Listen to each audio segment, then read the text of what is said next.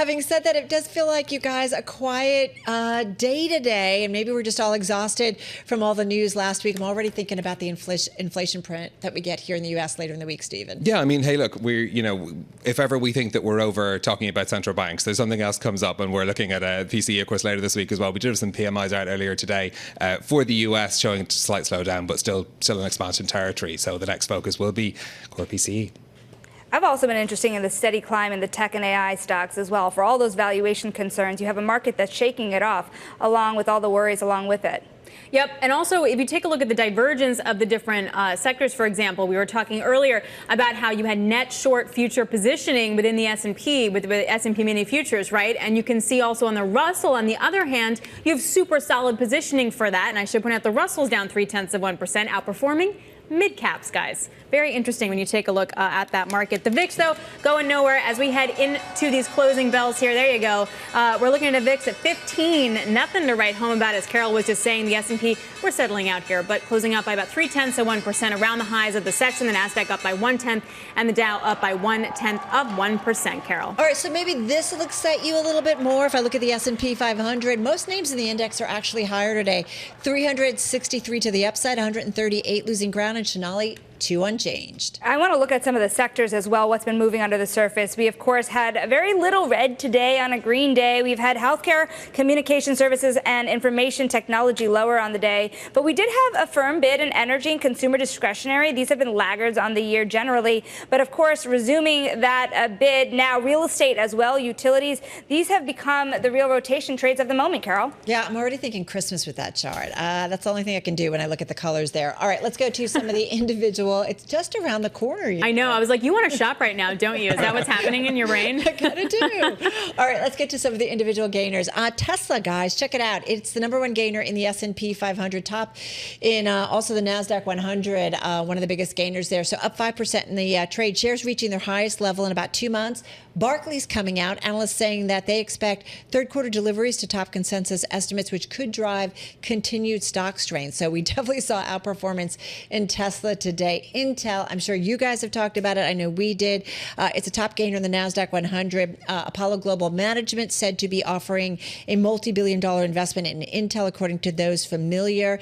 And then you still have, remember, late Friday before the close, a report from the Wall Street Journal saying that maybe Qualcomm was interested in a potential takeover. So Intel continuing to be, it seems, certainly an interested target, or at least interested by some other folks. And Intel shares up about 3.3%. So we'll see where that one goes.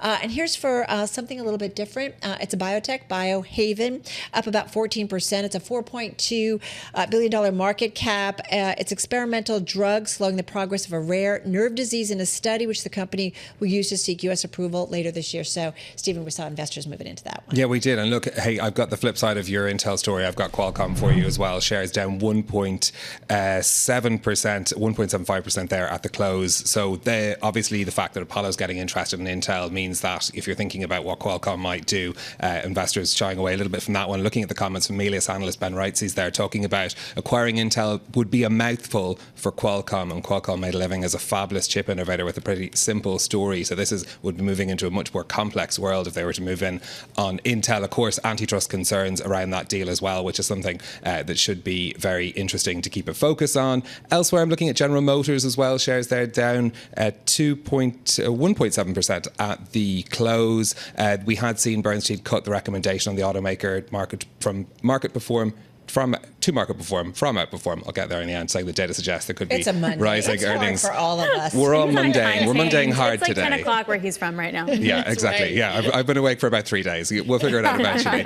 We had that news over the weekend as well about GM starting to temporary layoff of 2/3 of the workers at the Fairfax factory in Kansas as well. That's as they begin production of the new Chevrolet Bolt model. So that's one other share that we've been looking at too. And American Airlines, which was down a little bit earlier, but just towards the close has managed to rally slightly, finishing down 3%. 0.3% as well. We've been talking about the Boeing news around the union deal there, and actually American Airlines one of the transport unions there looking for contract approval for a contract extension, which would be double-digit raises for workers at American Airlines. This would be fleet service workers, ground mechanics, and other personnel. Remember, American Airlines did a deal with flight attendants just a couple of weeks ago, getting raises of as much as 20% at a cost of $4.2 billion. So that's in focus there as well. American Airlines down 0.3 at the close. And of course, we're watching Boeing and how conversations are going on there. All right, guys, quick mention here. S&P closes a record, 40th record high this year.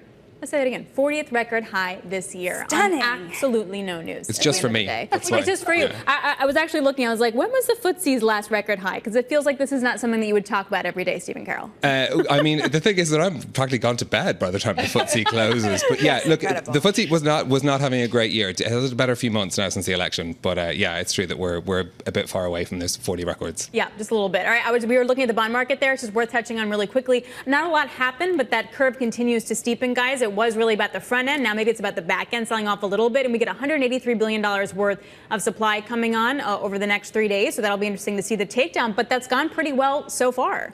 I can't believe the 40th record in the S&P. Sorry, that just seems like a lot. Wow. All right, so let's get to something that we've all probably been measured at some point for our BMI, our body mass index, which is a relationship of our height and weight. And it's often used to say, are we healthy? Do we have a healthy weight? Are we overweight? Are we obese? Kind of put us into a clarification, if you will, or classification. Well, the Wall Street Journal out with a story, and doctors are looking at it and apparently saying that it's flawed. They say it doesn't distinguish between a couple of different types of fat, and it doesn't identify where the fat is located. And Stephen, all of this is really important to really figure out if you're going to have health problems going forward. But also it's key to whether or not you get access to GLP-1 drugs as well. So this is something that's a very market-moving story as well. I mean, BMI originated in the 1800s. So, I mean, you could do with an update, I'd say, it'd be fair to say as well. And look, many doctors have been out there talking about how there are better measurements that you can use things like, you know, a ratio of waist to hip circumference is one way that could be used as an alternative as well. There's better calculations for metabolic health as well. Essentially, this was designed with a European man in mind. So as a result, it is very much out of date when looking at a global world. It's 1800s, right? It's always like some measurement. Wait, so, but if we go by this, does that mean that America's like more overweight or less underweight? Well, they'd have to decide how they're going to measure by it instead. And that, I think that'll be the question for next. Well, I think it's interesting also because you have the testimonials that you're hearing from the GLP drug maker here. And I think what's interesting about this also, this is kind of wonky, but if you think about what's going on in the drug industry, you have to think about how to pay for it, what the costs are, and what the insurance looks like. And this all comes with the overlay of that FTC crackdown on pharmacy benefit managers. Now, they're looking at insulin, but of course, you have to wonder how the rollover applies to GLP-1 over time. And I do think that the definitions ultimately play in at the end of the day, doesn't it? You stunned us to silence because that was so smart for 406. Let's go to the other chat, shall we? Okay, yeah, we shall. This is Sonali's favorite, and she's the guest host, so let's do that to her right now. So apparently, the old Goldman Sachs building down on Wall Street was converted into apartments, and you can get one for like $4,000. And I find this so interesting because there was, I think, in like a clock tower somewhere in Brooklyn. I desperately wanted to live there, but it was 3 bedrooms and no windows. And my husband's like, you cannot buy an apartment with no windows. Well, he's right, first of all. Yes, he was right. Just don't tell him I said that. You would be so depressed. But also, you really have to go to lengths to refurbish these buildings, don't you guys? Yeah, it can be really tough, right? We talk about this all the time, right? What you have to do for office buildings. Although I'm looking at pictures and I'm like, sign me up because it looks good. Well, and is there come nostalgia on. value? You put a pool on the top of a building and like you're golden, like number one. South Street Seaport is getting very cool. There's like a concert venue down there. So the whole area is being refurbished, let alone finally apartments. $4,000 a month in New York these days. Well, unless it's like a studio. But you know what's interesting? I think it's like the width of the building. So the fatter your building is, the harder it is to convert because then you're like left with all this dead space. But if it's a skinnier building, where some of those old buildings down there are, perfect for conversion.